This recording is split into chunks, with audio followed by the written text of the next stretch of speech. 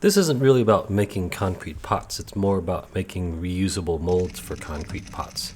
If you're just making one pot, who cares about reusable molds, right? But I need to make 6 of them. Just like you, I watched a lot of videos on how to do this, but I noticed one big problem. Most of them had to destroy the molds, especially the inside mold. Took a few tries, but I finally made a mold that was completely reusable. The style of concrete I'm making is called board-formed concrete. The materials I'm using cost me just about nothing because it's all scrap lumber and stuff I had laying around. I plan to make my pot about 12 by 12 by 18 inches tall, and I'm going to do the outside by making 5 square rings, I guess you could call them, and I'm going to stack them. A 2x4 is actually 3.5 inches tall, so 5 rings will make the pot 17.5 inches tall.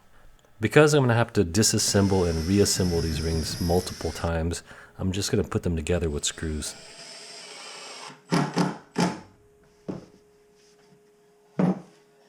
This is the bottom ring. I want to add 4 little legs, so I'm adding a cross at the bottom. I learned along the way that if a form is surrounded with concrete on 3 or 4 sides, you're going to have a really hard time removing it if you don't taper it. Here's what happened when I didn't taper those pieces.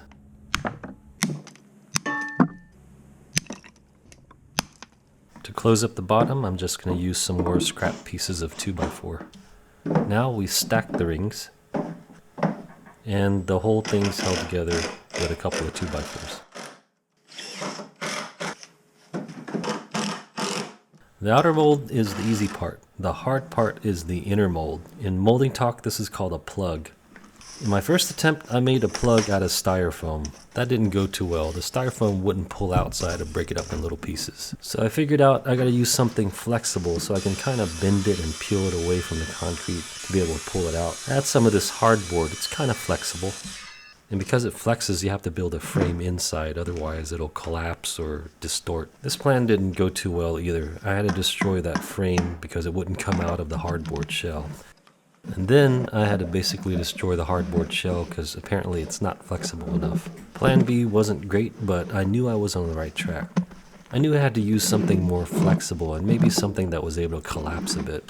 So I found these pieces of foam sitting around the garage. These are foam floor tiles. You can get 4 of these pieces for $10. I only needed 2. But first, I'm going to make the frame that goes inside the foam shell. My pot is 12 by 12 on the outside, but I want a wall thickness of about 1.5 inches, so I'm making the dimensions of the plug 9 by 9. And I'm going to taper the bottom of the plug by about 1 inch, so the bottom's going to be 8 by 8. It doesn't really matter what you make the frame out of. I considered using concrete even, but I had some MDF lying around from building speaker boxes. The frame never needs to get disassembled, so I'm hot gluing it together and shooting in some finishing nails.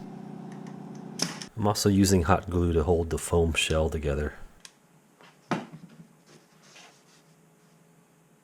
Just as a precaution, I rounded the edges to make sure it doesn't get snagged when I pull it out. It'd be nice if it had a handle to pull on.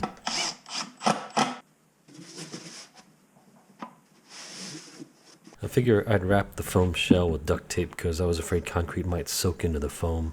Now I'm going to install a 2-inch piece of pipe at the bottom. That pipe will be the hole for drainage. I can also run an irrigation line up that hole. It's also going to be useful as a marker when I'm placing the concrete.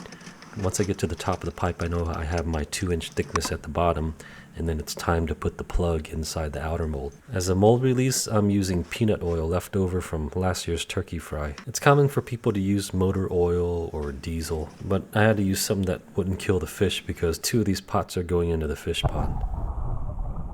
I'm using plain old 90-pound sacks of concrete, about $6 a sack. Did you know this concrete sack was just 3-something 3 years ago? Each pot takes just a bit over 1 sack. You can get real fancy with additives and stuff, but I find it unnecessary. In one of the pots I threw in some glass fiber because I had some left over from making countertops and sinks. It's supposed to add strength and prevent cracking. I didn't notice a difference. None of my pots cracked, except the one I did have to beat with a hammer to get the plug out. I think the same goes for how much water to add. If you follow the instructions in the sack, this is what you get. It's obviously not liquid enough to pour into a form. You can add more water to make it runny, but adding more water makes the concrete weaker. You're supposed to use this stuff called water reducer or super plasticizer. The stuff's pretty amazing, just a tiny bit turns concrete into liquid. I did use this in a couple of pots, but the rest of them I got lazy and just added water. Again, I didn't notice any difference. We're not building a bridge here though, it's just the pot that holds the plant. I have placed enough concrete to reach the top of the pipe, so now I know I have 2 inches at the bottom. As I'm filling the mold, I'm beating on the form to remove air pockets. Now I insert the plug. Make sure the bottom is centered. You can still tilt it a little later to get the top centered, but once you start adding concrete, the bottom's locked in place. I had to install this brace because the plug wants to float up as I'm filling. As you tap on the form, it's going to sink a bit.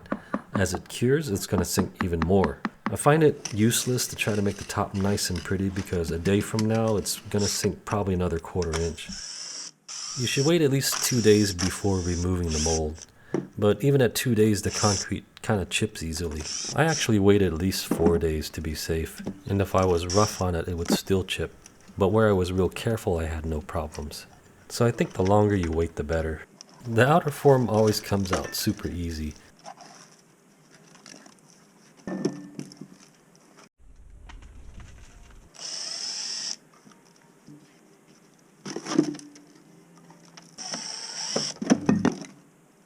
The frame for the plug slides right out, and now I just peel the shell away from the concrete and pull it out.